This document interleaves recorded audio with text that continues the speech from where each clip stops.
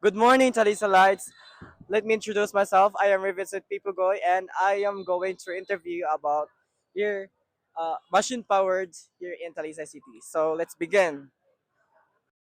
So, maayong hapon guys. So, nata diri ron sa Talisay City College para mo interview og mga residents kung about sa ilang panginabuhi.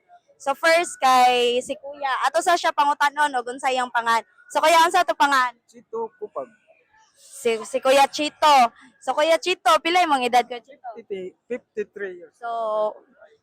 So 53 na dahil si Kuya Chito guys. So, pangutanon na to siya og kanang pila na siya katuig nag-drive sa e-bike diri sa Talisay. So kuya pila nakakatuig ga drive? Pila ganyan? 7 years. 7 years. So sa 7 years kuya, ang pila imong income every day? Depende. Oh, depende. So depende ra iyang income guys. So dili siya magkaparehas. And kuya kanang other kwan kuya na laing work, Wala, full-time driver na ako sa bike. full-time driver si kuya. Nya kuya kung pwede ko mangutana unsay kanang kuan mo as a driver experience unsay imong mastorya sa lain. Okay lang pag-drive hindi, basta mapugi lang. So, mara to guys. Kuya Chito, thank you kayo Kuya Chito. So, mara to yang pan guys. Thank you. So ako day servants no nya ni adate ta diri sa waiting sheds sa bus. So natay ka interview diri si Kuya. So, hi Kuya. 'Di ba ang pangalan mo kay si Apo? Abo, Abu? Abu, no? Pila edad ni Abu? 24. So, ang edad din ni Abu, no, kay 24. So, mga tanong ta og few question niya sa'yo na. So, kung mga tanong kuya, pilang imong daily income kung kuan ka, mag-drive ka sa bus? Di pareha ang usahay o boy klase kay 113 to 15. Pero tas kay oras kay ka alas 5 to alas 9 gabi. O ting klase 18 to 2000 o mo kapin pa. Pero kapoy sad kay tas na oras. Ano, nakalisod man dyan ngayon, no? So, nakoy ka ng kuan niya, naglisod ba ka nga nagdako kaya to ang cost of living sa fuel? Lisod eh, grabe ang lisod. So karon nga ni sa kang rodo lisod jud kay. Yeah, kanang imong daily income kuya, maka-provide ra ba na sa imo ang kanang mga miscellaneous or mga household kanang mga expenses dira sa balay? Makerry ba na or medyo kuwang pa? Igo-igo lang yun, kutob asa taman.